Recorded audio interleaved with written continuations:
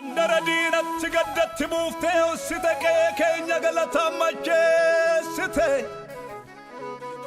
Qe'ee diinatti bonatti buuftee gogsite qe'ee keenya. Namni mootiin jaallata kam ta'a farda mootii yaabbate karaasa guddichaa mandarichaa nanna.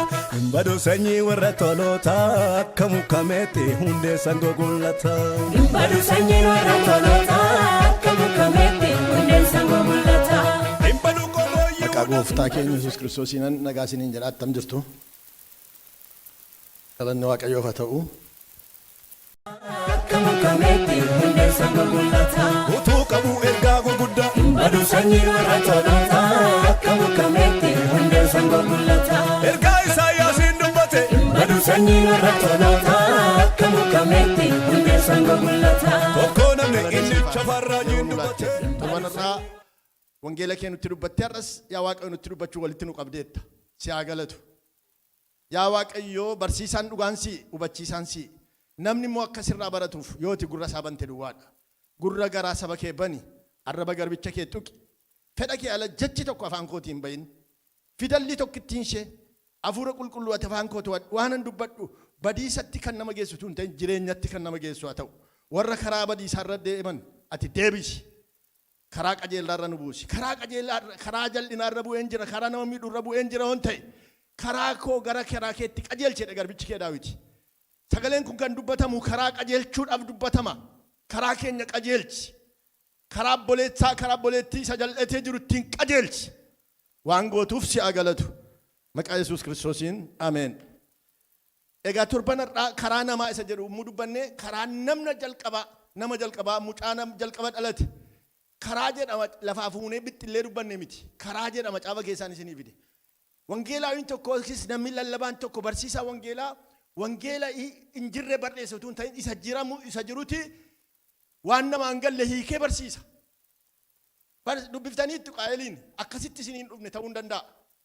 Namoonni baay'een kaleessa waan hin dhufne akka hin barre akka barataniif hafuurri qulqulluun nama waameen hiikee barsiisa. Gaaf tokko mana macaafa qulqulluu keessa jira barsiisota keenyaadha luboota.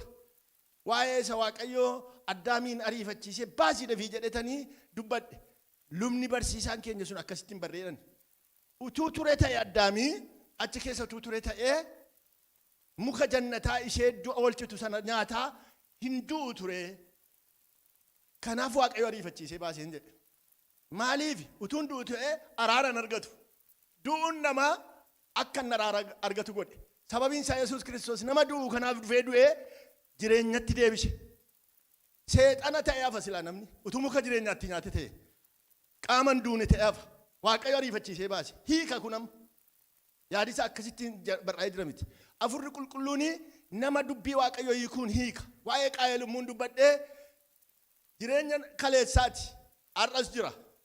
Qaayel maaliif ajjeese jedhama achumarra jira sagalee isaa agartaniittu. Hojiin obboleessa isaa gaarii wanta ta'eef Waaqayyo immoo gara qalma isaatii fi gara aarsaa Abeel sababii ilaalee fi aaree gubateetti ajjeeseera. Isa kana egaa achirratanii waa dubbadheera. Dhageeffataniittu. Ajjeesee qophaa jiraatee fudhatama argachuu barbaadeen jedhe. Kanuma amma isinis egaa asii achiniittu kanuma malee waan biraan qabu. Yaaddi isaa kanuma miti waan biraa qaba. Maaliif ajjeesare namni tokko nama ajjeesee ofii jiraachuu barbaada. Lafarraa nama ajjeesee lafa fudhachuu barbaada. Fuula Waaqayyooti dura dhabamsiisee warra filatu dura ajjeesee ofii filamuu barbaada. Kana kaayyoonsa. Kanan barsiisee tokkotti toluu dhiisuu danda'a. Kunoo kanaaf jedhe kanumaafan jedhe abbaan barbaadanii lafan kanaafan jedhe maaliifan jedhe ree? Kanaafan jedhe malee. Kanaaf jedhe warri jettan tikikkil dubbichi gara keen ilaalaa. Gara koon ilaalaa, gara sin ilaalaa, gara ni ilaalaa. Kanaafan jedhe malee maaliifan jedhe dubbiidha. Wangeelli keenya nama ilaalu taanaan sassaabamee kaa'amuu qaba. Istoorii galuu qaba. Hin hojjetu ka. Wangeelli keenya jiraataadha kan jennuuf kaleessa nama laalaa, har'as nama laala. Wangeela jireenyaati. Jireenya nama laala. Cubbuu rukuta. Waaqayyo cubbuudhaaf loogeen beeku. Eewun jaallata Daawitiin caalaa nama akka garaa koo jedhe. Gaafa Daawitii cubbuu hojjetee Naataan ittiin ergeetii hin duutattiin jedhe. Abbaan fedhe iyyuu hin du'a. Namni cubbuu hojjete gatiin cubbuu du'a. Ayyaanni Waaqayyoo garuu jireenya bara. Cubbuu hojjennaan hin du'a. Deebi'uu qaba. atiyyuu aniyyuu ilaalcha gadheerraa yaada fokkisaarraa obboleessa ajjeesuurraa ofittummaarraa sassatummaarraa of deebisuu qabna. Ana duwwaan jiraachuun qaba jechuurraa nama gowwomsuurraa nama olii gadha'uurraa Waaqayyo akkasittiin jedhe Qaayeliin obboleessi kee hoo jedhee gaafate nan eegaa jedhe maaliif jedhe beektu Qaayel amma kana immoo har'a moosiniin hiika eegduudhanni maaliifi hangafa sababii ta'ee fi hoogganaadha geggeessaadha garuu dagateera eegdummaan isaa maal ta'e beektu hattuu ta'e buttuu ta'e ajjeeftuu ta'e hattuun hatuudhaaf dhufti ajjeesuudhaaf qaluudhaaf jedhe hooggansi ajjeesu hattuudha hooggansi qalu nama eegu saba eegu tokko taanaan waldaa kiristaanaa kan geggeessu amantoota isaa miidha taanaan biyya kan geggeessu biyya isaa miidha taanaan hattuu saamtuudha buttuudha saba Waaqayyotti kennee eegi jedhe meeshaa bitatee biyyarraa hamaa eeguudha mannaa achi as deebisee biyya karattafee nyaata taanaan saamtuudha buttuudha qaltuudha wangeela jedhama Waaqayyo biyya tokkoof ganaa kaasa eegedhe sabarka qullaa taa'u saba nagaan taa'u bayaa galuu qotatu jiraatu eegedha in eegu taanaan hattuu saamtuu qaltuudha hattuun immoo saamuuf qaluuf dhutteedha gowwomsituudha Waaqayyo soba nurraa ifatu bara duriitti namni guddaan hin sobu jedhu bara baalabbaatammaa baalabbaatii tokko hin sobeennaan hin du'e yoo ta'e illee nama bitatee sobsiifata malee hin sobu warra ashkaroota isaat sobaafi hin sobeennaan kolofa ta'a kan hin salphata namni sobduuni hin salphatti sadarkaa guddaatti biyya bushu dhiibnaan baalabbaatii tokko of eeggata dubbii afaan isaa keessaa ba'uuf namni soba bartee salphoodha baala bakkaniisaati miizanan kaaftu of eeggadhaa warri nama geggeessitan hin sobina warra geggeessitan hin sobina biyya geggeessaa hin sobina maatii geggeessaa gidduutti hin sobina maatii warri geggeessitan ijoollee isin taasisabdi sobarraa of eeggachuudha sobii karaa cubbuuti sobii karaa namaati amma kana ergan jedhee gara karaa Waaqayyoottan isin deebisa amma torbanarraa karaa namaa isa jedhu karaan namoota lamaanii karaa isaanii miti karaan Henookii fi karaan Nohii isaan maaliidha beektu warra karaa isaanii dhiisanii karaa Waaqayyoo irra bu'aniidha akkasuma jedha matsaafatu Waaqayyoon duukaa bu'eedha miti Henookiin Waaqayyoon duukaa bu'een jedhu luba kan jedha Waaqayyoon duukaa bu'eedha maaliif Waaqayyoon duukaa Waaqayyo karaa isaarra deemaa Nohii Henook immoo Waaqayyoon duukaa deema duukaa buutuu ta'e inni isa karaa isaa jechuudha utuu karaa isaarra deemee akkuma kana badaasuma biyya lafaarratti ol ba'e gara Waaqaatti bu'aan isaa isa kana jechuudha karaa Waaqayyoo irra deemuuni jireenyaaf ilaa firootan ko maaliif lallabna beektu namatti faraduudhaaf miti nama ajjeesuu balleessuu miti nama deebisuudhaaf lallabna kana ergaan keenya kara fayyinaatti nama deebisuudhaaf Phaawulos akka jedhe warra Yihuudootaatti utuu lallabuu didaniennaan erga isin diddanii badiisa ofirratti murteessitanii isin hin dhiibne gara ormootaa danda'e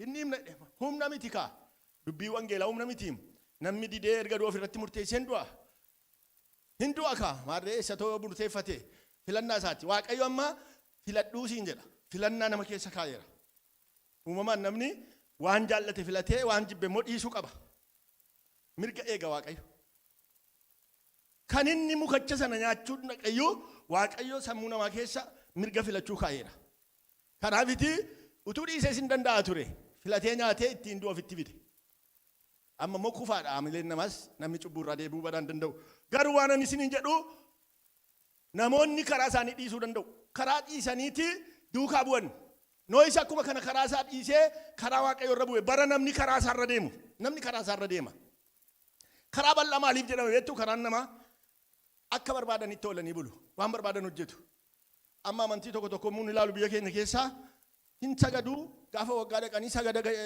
wareega baafatanii deebi'u isa kana booddee namni waan barbaade hojjeta waggaatti waaqi isaanii dhagaa fi waggaan waduu dhaqanii saganii deebi'anii rakkinan qabu dhiphooma bal'aadha karaan kun kanii tokko duwwaa sagaddee yoo deebite maal ta'a gaafa kaan immoo mana kamiin keessa hojjetu gaafa kaan dhaqanii waa bite bal'aadha karaansaa nama dhibu nama rakkisu jechuudha karaa dhiphaanii qoramsa jechuudha rakkisaadha karaan dhiphaan karaa qoramsaati karaa rakkinaati isa kana nutti dhuftee hin jedhina isinatti nima egaa karaa Waaqayyoo irra deemtu saanaani karaan isaa dhiphaadha amma ululanii waaqayyo kana sii godhaa kana sii liqiidha wangeella akkasuma waan waaqayyo nu godhe nutti hima kana duwwaas nutti himu amma nu hojii gaarii hojjechuudhaan hin fayyinu hojii gaarii hojjechuudhaan hin fayyinu garuu erga fayyinee hojii gaarii hojjechuudhaaf waamamne erga fayyinee hojii gaarii hojjenna gara hojii gaarii sanatti ba'uudhaaf immoo karaa waaqayyo irra deemnee toshamuu qabna waaqayyo nu tosha karaa waaqayyo rakkisaadha wanti inni ta'eef abidda keessa dabarsa bishaan keessa dabarsa bowwaa du'aa keessa dabarsa afaan bineensaa keessa dabarsa kana macaafa keessa argina raajii Isaayyaas 43 lakkoofsa 2 dubbifnee bishaan keessa muttii dabartuu si wajjinan ta'a abidda keessa sun muttii dabartuu si wajjinan ta'edha nan dubbisa kutaa san kutaa baay'ee kan hin dubbifnee fi yeroon koo sa'aatiin jiralleetii amba fixeen hin finne maal nan eeggadha no kun gadhiisu sagannamaan ofitti lakkaa'ama maal odee iddoo isiniif abuusu ni fixe akkas jedha laayifadha raajii Isaayyaas 43 lakkoofsa 1 kaaseen dubbisa amma garuu yaa Yaaqoob yaa Israa'el waaqayyo inni si uume inni si tolches aan si fureeraan sodaatin ati kan kooti jedhees maqaa keetiin si waameera yommuu ati bishaan keessa adeemtu ani si wajjinan jira yommuu ati bishaan keessa ceetus bishaanni si fudhatee hin badu ibidda keessa muttii darbitu hin gubattu arrabni ibiddaas sin qabatu ameen dhageeffadhaa egaa keessa dabarteedha maaliif ofumaan darbaa namichi si wajjinan jira jedhe waaqayyo dura deemee lixaama abidda keessa lixee abidda keessa nama liccisa bishaan keessa lixee bishaan keessa nama liccisa hin ceesisa hin dabarsa bishaan keessatti waan sirraa dhiqee darbuu qaba waaqayyo abidda keessatti waan sirraa dhiqee deemuu qaba qola cubbuutiin mootummaa waaqayyoo keessa jiraachuu hin dandeenyu qola cubbuu folloksa amala cubbuu folloksa saba Israa'eliin yommutti fuudhee ba'ee karaan gara biyya Filisxeem naqu karaa guyyaa 3 tureedha waaqayyo garuu achirra miti karaa lafa onaatti isaan geesseedha akkasumeedha gara lafa onaatti isaan geesseedha aqee bishaan keessa dabarse aqeetii abidda baraa lafa Siinaa keessa dabarse lafa namni hin dabarre akka jedhe dubbataa'ee seera keessa deebiitti biyya namni keessa hin dabarre keessan si dabarseedha biyya bineensaa maa qabu biyya dhaabofaa qabu biyya namni keessa darbuu hin dandeenye abidda isaa keessa namni hin darbu ho'a isaa keessa namni darbuu hin danda'u waaqayyo achi keessa dabarse achi keessa nama dabarse maaliif achi keessa dabarse achi keessatti waan irraa miicuu qaba duumessaa bishaanitti cuubaman Museedhaa hojii walii galuudhaaf jedha hin cuube hin aareesse hin dhalatan dhaloota lammaffaa ta'an dhaqanichitti achi kana booddee gaafa deeman immoo abiddatti immoo geesse baraa sanatti dheebochuutti ka'an beela'uutti ka'an rakkina gurguddaa arguutti ka'an rakkina gurguddaa qaba kiristaanummaani gaggabaabseen dubbadha sababiin isaa ordee kan jedhamti namummattu takka turdaadisii fixee dafeen fixa caccabseen lallabee fixa malee barumsicha kan qopheessetti dubbataan jiru abidda keessa dabarsa bishaan keessa dabarsa dabarsuutti ka'e Israa'eliin achitti gungumuutti ka'an dhaloonni moofaan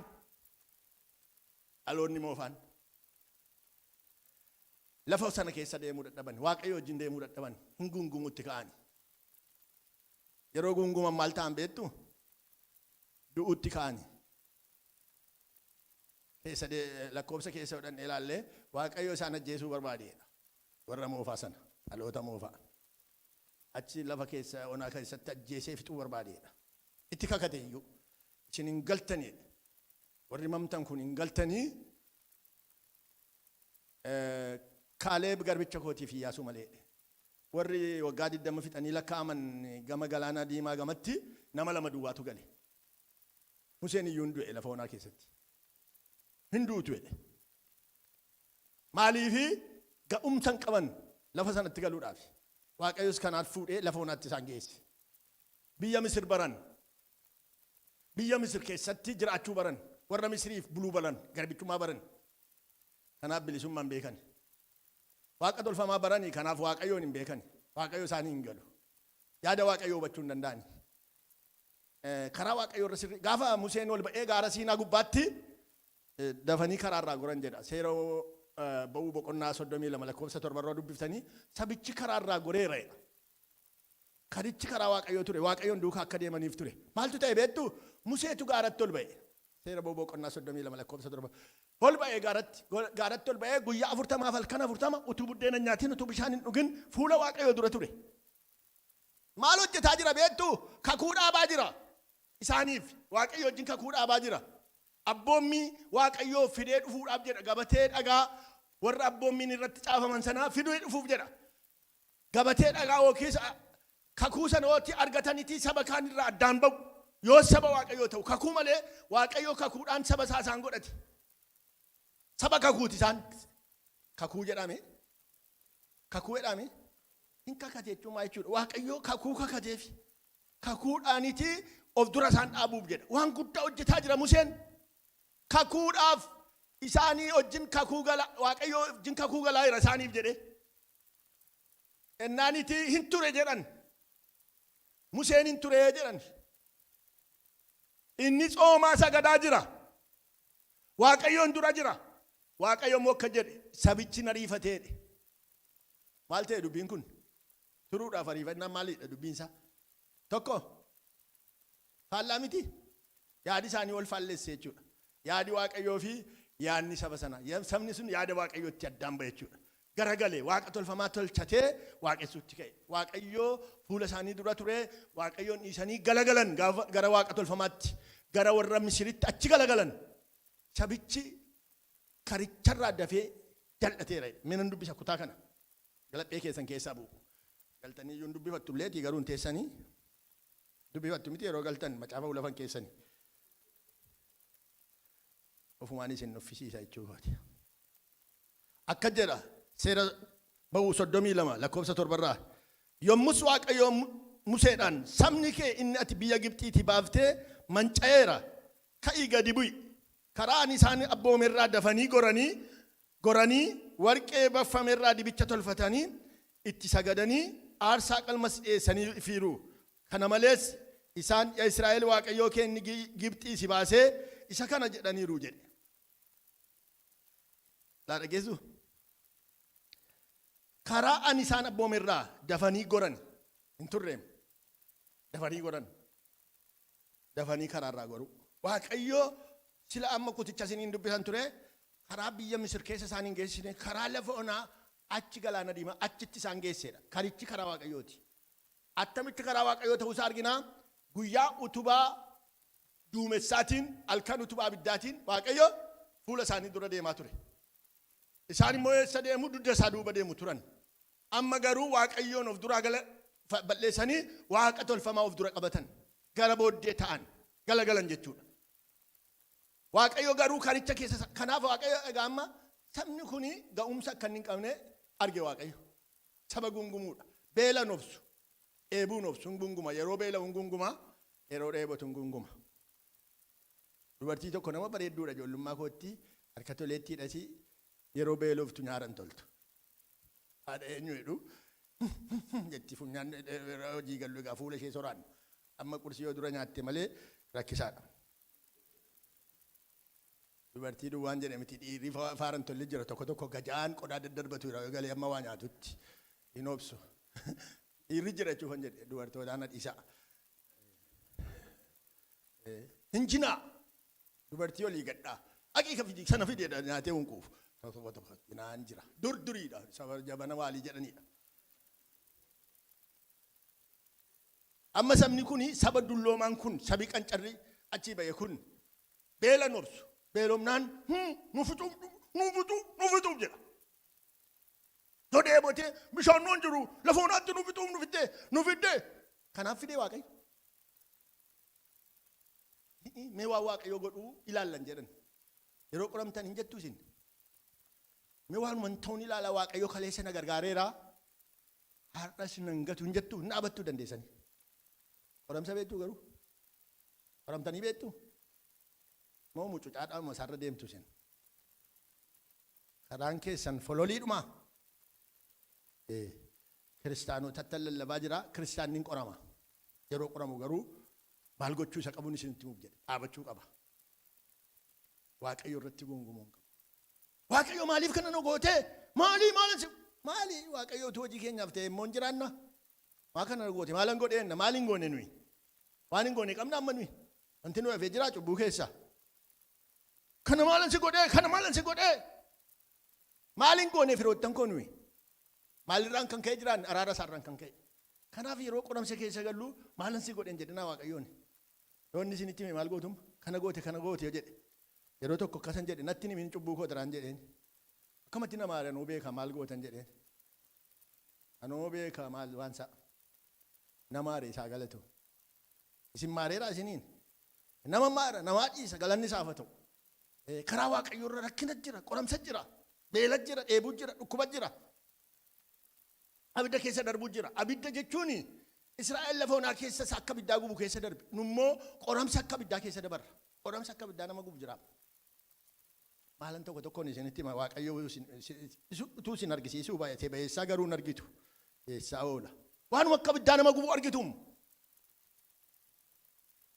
isin gubaam yookiin arraba namaa isinitti ergaam yookiin dhukkubaaniim yookiin dhabiishaaniim qoramsa abidda qaba Waaqayyo abiddi kee kana jennaa isa too qaba beekaa dhannooti abidda namatti qabsiisa dargaggeessan jedhu dargaggeettiin jedhu ijoollee dhageeffadhaa dubbiin isaa zamanaawinnatii miti no qaroomni hin dhowwu hojii Waaqayyoo keessaa nama hin baasu hojii Waaqayyoo keessa gaafa galtuu hin qoramta abbaan kee faatii keessi hin beekani hamma fedhii qabaatan si olchuu hin danda'ani qoramsa Waaqayyootti si galchi keessa situ darba Hati manaa kan mataa ishee qabdi. Utuu itti himuun danda'u abbaan manaa irraa fuudhu baattee deemti. Abbaan manaa kan isaa baattee deema. Fannoo Kiristoosiin. Gidiraadhaam rakkina jira. Kiristaana taanaan jechuu kooti. Biyya lafaa qaba miti. Biyyi lafaa qoramsa hin qabu. Karaan isaa bal'aadha. Booddee dhaqee boowaatti gad nama malee. Booddee dhaqee abiddatti gadi nama malee. Kiristaanni abidda keessa darba. Hin gunguman egaa sabni sun Waaqayyoo saba kanaa hin tuffataa deemuutti ka'e. Tokkoffaa immoo lunna sodaattuudha. Waraana sodaatu jedhe. Yoon karaa Misir karaa Filisxeem sanaa baasee karaa gabaabaa sanaa gaafa warri kanaan lolatti kaasan dudduuba dachaati jedhe. Qaxxee garbummaa isheetti deebiti jedhe. Akka jedha Matsaafa jedha. Akkasin jedhu luba. Nama sakkari malee. Dhuguma akkasuma jedhama. Akka jedha dhugaadhaam hin sodaattuudha. Saba sodaattuu sana warra dulloomtuu. Ishee keessaa irraa jalaan qexxaa deeme Waaqayyo. Damee isa ijaan godhanne. Qexxaa deema. Keessaa duutti 24,000 du'aa. 300 irrumaa jalaan qexxa'ee maaliif ergaan takkaan finne moo erga kana ta'e jettanii gaafiidha. Maaliif beektu dhalooti aaraan immoo eessaa baaree isaan keessaa ba'a miti. Waggaa 40 turanii gaafa jedhanii lakkoofsi dhaloota aaraa dhufee isaan bira darbuu dhufe. Yoo takkaan du'an immoo dhaladhiba. Waaqayyoon Israa'eliin kanaan ittiin galcha kakuudha. Israa'eliin galcha malee jarattii warra dulloomtuu galcha jechuu miti. Dhalooti suni hin gala kanaanitti Israa'eliin gala. Dhalooti sun garuu karaatti hafa. Karaatti hambisuutti ka'e irraa jalaan. Yeroo jaruu bareeddee barana keessaa du'a. Baricha du'aa ture. Du'aa deemaa mutu jedhu. Dubbii hafuuraati isin hin dubbadhu kun gara fooniitti hin geessinaa isin. Inni du'aa deemu. Yommuu inni moofaan du'u inni haaraan immoo dhalachaa deema. Guddachaa deema. Inni haaraan ola deema inni moofaan gada deema.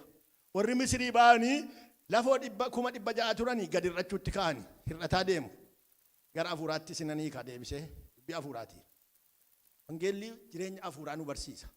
Isaan hir'ataa deemuutti ka'anii isaan kun garuu dabalaa deemuutti ka'anii utuma jedhuu dhaalaa deeman irraa mul'achaa deeman muki tokko amma dur dambii isa jedhan qilxuu irratti dhalataa inni dagaagaa deemaa inni kun keessaa bososaa nyaataa deema. Dhalooti haaraan fudhataa deemuutti ka'anii iddoo fudhataa deemuutti ka'anii. Gaafa dhaqanii daangaatti dhiyaatanii utuma jedhanii utuma du'anii obboleettiin Aroonin du'e Maariyaamis hin duute Museenis qaa'edee du'e. Geggeessituuni achiin hin geessu. Geggeessituudha waa'een isaa dubbii hafuuraa dhossaa qaba. Jennaan eegaatii amma Iyyaasuun itti darbe geggeessaa sababii qaba. Kaleeb nama amantiin immoo hin deeme. Amma dhumaniin dachaanii dhuman.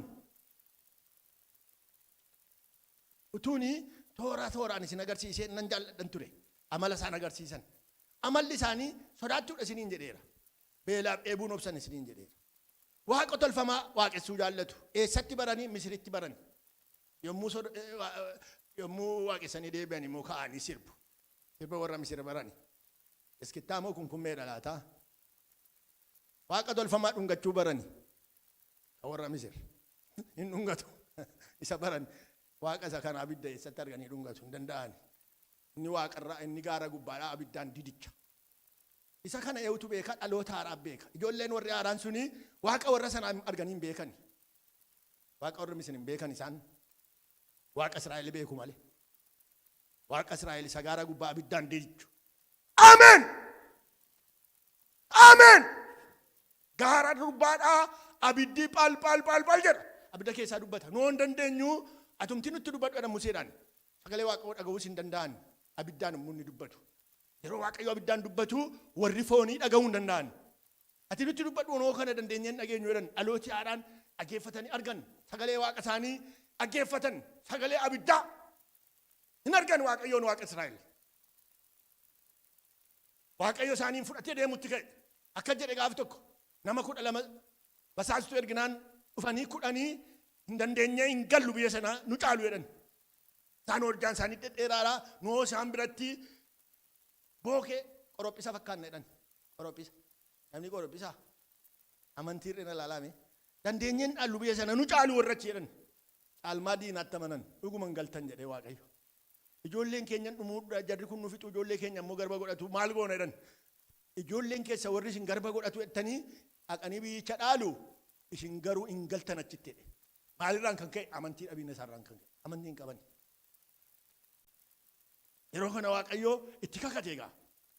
Yeroo hundumaa gungumu wallolutti kaan Waaqayyo wajjin. Naamatu jedhama Waaqayyo. Waaqayyo namatu. Godoo isaanii keessatti abbaa namataniidha. Faarsaa Daawit 70 keessatti Waaqayyo namatan jedhama. Waaqayyoon garaa isaanii keessatti amatan jedha. Amma Waaqayyo dhuguma kana gochuu danda'a. Waaqayyo kana gochuu danda'a. Kamiin hin godhu Waaqayyo? Kamiin gochuu dadhabee beeka Waaqayyo? Kamiin gochuu dadhabee? Kamiin godhaa? Kana gochuu danda'a jedhu Israa'el.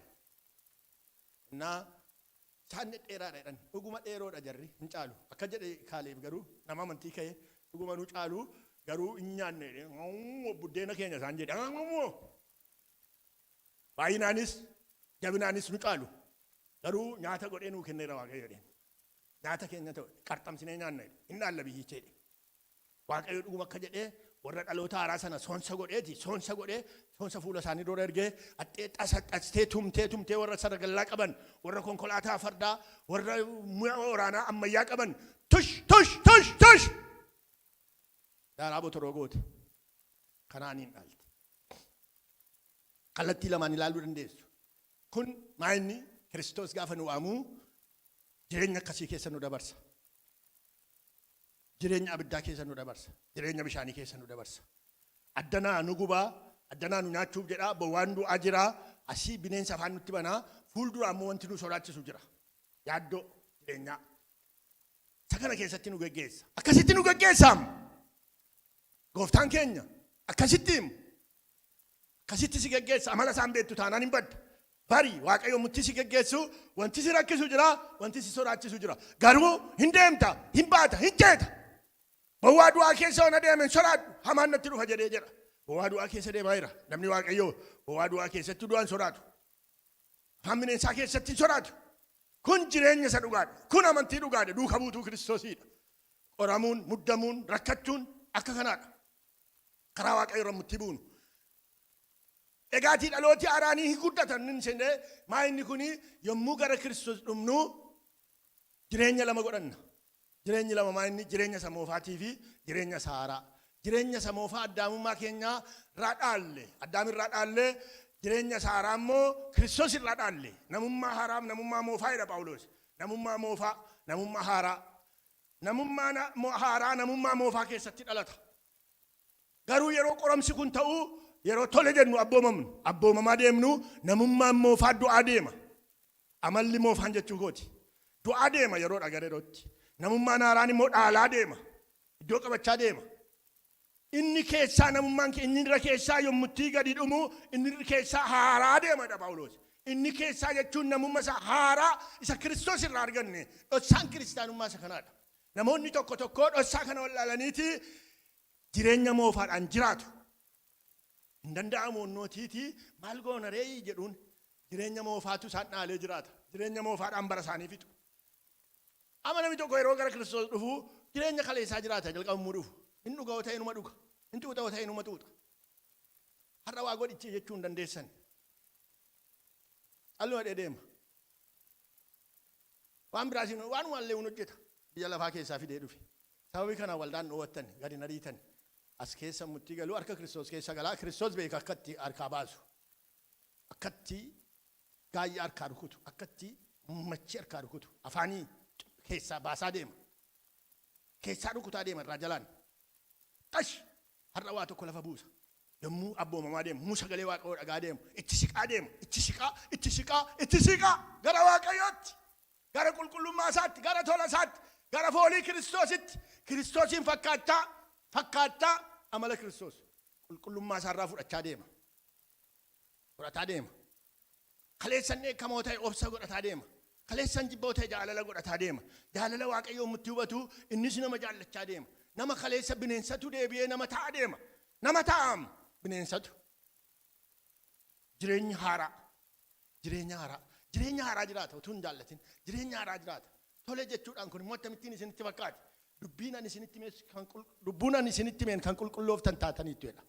Dubbii isaatu yeroo waldaa kiristaanaa dhumnu dubbii isaa dhageenya. Dubbii powerful yehone.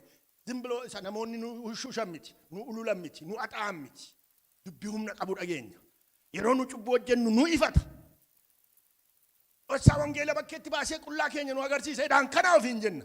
Gallee qalbii diddiiranna. Hinnaana yeroo dubbii isaa dhageenyu. Edaan jireenya kana keessa jira inni. Yeroo sanaa nurraa qolli ba'aa deema. Qola beektuu? Ijoolleen biyya kanatti dhalattan qola mukaa beektuu laata? Asuma ujira maal kun waan faranjoonni godhan muka isaa gurguddaa kana fuudhanii tatarsaasanii dadayyaasanii soofanii mana ittiin ijaaru miti. Egaa akka godha Waaqayyo qola nurraa dadayyaasee tatarsaasee soofee qallisee qola namarraa baasa. Qolli hin taatu. Qola jireenyaa. Qola cubbuu nurraa babaasaa deema. Bifa Kiristoos nu fakkeessaa deema. Amala Kiristoos fudhataa deemna. Bareedaa deemnaam. Fokkisaa keessaa gara bareedaatti. Akkasitti kiristaana ta'a namni. Kiristaana jechuun jireenya geddaramaadha. Jireenya haaraadha. Akkasiin jireenyi kiristaanummaa karaa Waaqayyootiin inni kun. Sakaleessaa sana karaa namaa gadhiifnee, karaa badiisaa gadhiifnee, gara karaa Waaqayyootti. Yommuu ati jaallattu, yommuu ati fedha kee ta'u, Waaqayyo gara karaa isaatti si harkisaa deema. Na duukaa bu'i isiin jedha. Si tosha, si bareecha, si qajeelcha. Fuula kee bareecha, fuula keessa keessaa, qaama keessa kaleessaa, si kuula, qeensa kee kuula, nyaara kee kuula. Isa keessaa isa bakkee miti. Si bareechaa deema, fuula Waaqayyootti bareedaa deemta. Miidhagaa deemta. Yommuu ati iddoo tokkoon achi dabdu immoo dhufeeti tash si godhaan dubbii isaatiin. Yookiin immoo dhukkuba tokko fidaa, yookiin immoo rakkina tokko fidaa akkati boossu si godha. Nama boossisaam. Abbaa dhoo qonxoxxaxxil. Deebii. Ameen. Jetta egaa. Abboomamuu barta. Kiristoos rakkina sarraa gaheerraan kan ka'e abboomamuu bareeda. Abboomamuu barta. Yommuu Waaqayyo ol bayi jedhu ol baana ulfina isaatiif. Yommuu inni gadi bu'edhu gadi buunee teenya namaa gadi. Namaa gadi nu godhal tokko tokko. Maaliif namaa gadi na goota maalan akka namaan jiraadhu? Hin barbaada. Garuu abboomamuu si barsiisa. Waanjoo sirra kaa'a. Qolee keerra waanjoo kaa'a. Qonnaa siin qotuu barbaada. Maasii isaa keessatti. Tole jettee abboomamuu qabda. Yeroo dur dibicha leenjisanii isa abboomamuu maal godhu? Ittiin qotatu haxaanii soogidda nyaachisanii sasi dhiyoo garaafanii onni didee gara qalmaatti ergu. Seexanaaf dabarsanii kennu jechuudha kun nama. Kiristoos warra isaaf abboomanii hin guddifata. Warra didan immoo dabarsee kenna. Dabarsee akka sillaanneef Waaqayyoof abboomame. Tole nama Waaqayyoo karaa Waaqayyoo irraa akka deemtuuf si waameem. Karaa keerraa, karaa jibbaarraa, karaa of tuulmaarraa, karaa hamminaarraa, karaa miqqanyummaarraa. Akka deebiti Waaqayyotti irraa si deebisi. Karaa lamarra deemuu hin dandeenyu. Karaa Waaqayyoo karaa qajeelinaati. Karaa Waaqayyoo karaa jaalalaati. Karaa dabarsanii of kennuuti. Aarsaa of gochuudha. Nama jaallachuu, namaaf of kennu, ofittummaa miti, sassatummaa miti. Cubbuudhaan walii galuu miti. Cubbuudhaan wajji waliin galle Kiristoos. Jireenyi Kiristoos nuu kenne cubbuudhaan waliin galu. Tolen jedhuun cubbuu didaadha. Museen didaadha. Museen hin dide. Hin didee bahe. Akkuma kana Yoseef hin dide. Daani'el hin dide. Nyaata xuraadhaa, nyaata mana mootichaatiin akka hin xuroomnedha. Igarmaa jechuun. Isin inni bodhu beekuni. Nama booji'amaa tokkotu nyaata mootii tuffatama. Nu iddoo guddaa jirraam of ilaaluu qabnaam nu nama akkattamii akka taane dhannee iddoon taane mana bunaa tokko keessa linnee qoshaasha'uu hin qabnuum. Ati nama guddaadhaam ati nama waaqayyootiim. Wanti biyya lafaa si boojii hin qabuum. Tuftee bira dabarteettaam kaleessa karasii garanatti kanaaf waamamteem. Dargaggeessaa dargaggeetti namootii nana isin mana waaqayyoo keessa jirtuum isin nama waaqayyootiim. Isin bifa Kiristoos fudhattaniittuum. Isin karaa waaqayyoo irra buutaniittu. Karaa waaqayyoo irraa dhufee si kaachisuu isa dhufu didii darbi akka dargaggeessicha akka Daani'el akka Yoosef humna akkasii nu keessa kaa'eeraam. Humna waaqayyoo hafuura qulqulluu si keessa jiraam. Hafuura qulqulluudhaan cidhiittee bira dabartaam. Kufeera jettee abdiin kutatin. Ammas jira humni waaqayyoo qalbii diddiirannaadhaan guyyaadhaa gara guyyaatti gara karaa waaqayyootti deebi'uudhaan bifa Kiristoos fudhachaa deemi. Bifa ilma waaqayyoo akka fakkaattaniif jedha. Roomee boqonnaa 8 keessatti bifa isaa Yesuus Kiristoos maal fakkaataa? Fakkaateessanii ilaaltanii beektuu Kiristoosiin. Garaa Kiristoos Yesuus akka fudhattan jedha. Filiphisius boqonnaa 2 keessatti garaa Kiristoos fudhachaa deemna. Bifa Kiristoos fudhachaa deemna. Foolii Kiristoos fudhachaa deemna. Yommuu namatti baanu foolii Kiristoos. Kiristoos nu keessaa urgaam. Kiristoos jedhaa deemnaam. Warri biyya lafaa amala biyya lafaa qabu. Foolii biyya lafaa qabu. Nu foolii Kiristoos qabna. Nu amala Kiristoos qabna. Jaalala qabna. Nagaa qabna. Nu nama nyaannee finnee ofii jiraachuu hin barbaannu. Nama jeebnee ofii jiraachuu hin barbaannu. Yaada akkasii wajjinis waliin gallu. Yaada jal'inaa wajjin waliin gallu. Nu ijoollee waaqayyootiim. Ijoollee waaqayyoo Kiristoos ajjeesuudhaaf hin dhumneem. Kiristoos hin ajjeefnes. Namoonni tokko tokko kiristaana nu ofiin jedhaniiti nama ajjeefnee jiraanna amantii kiristaanaatiif jedhu. Kuni faallaadha. Kun wangeela miti. Waldaan kiristaanaa gaalloo mootte tokko tokko haxxee aboo biyya lafaa jala galtee nama ajjeesutti walii galti. Yeroo gaalla mootuudha. Aboo Kiristoos jala akka of galchitu wangeelli dubbataa aboo Kiristoos jala galuu dhiiftee aboo biyya lafaa jala galti. Diraatuudha. Isheen warra diraanidha. Ejjitu jedhamti. Kiristoos hin ajjeefne. Kiristoos hin ajjeefne. Silaa gaafa sana galgala gurra sana namaatti deebisa. Dubbifattanii beektuu wangeela keessa. Phexroosii gurra warra qabuu dhufanii garbicha isaanii tokko billaa fuudhee kute. Billaa kee manneetti deebisi. Warri billaadhaan nama rukutan billaadhaan badu.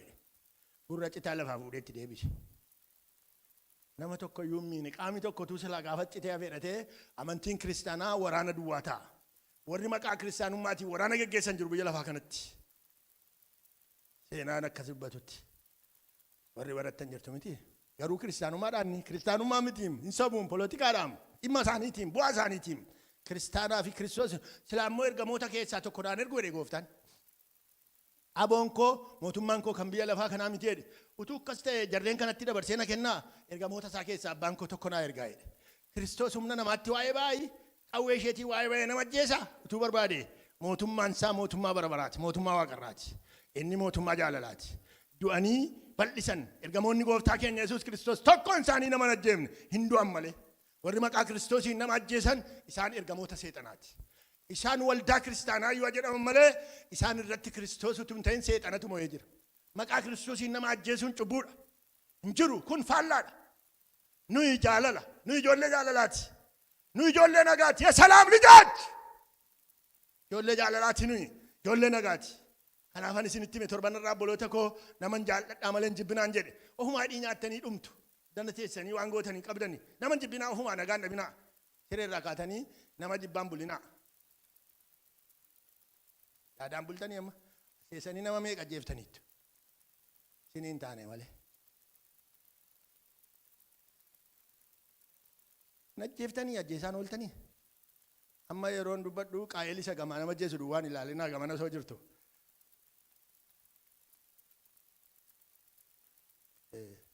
Amma torban irraa waan tokko isinitti dhugaa bayan ture.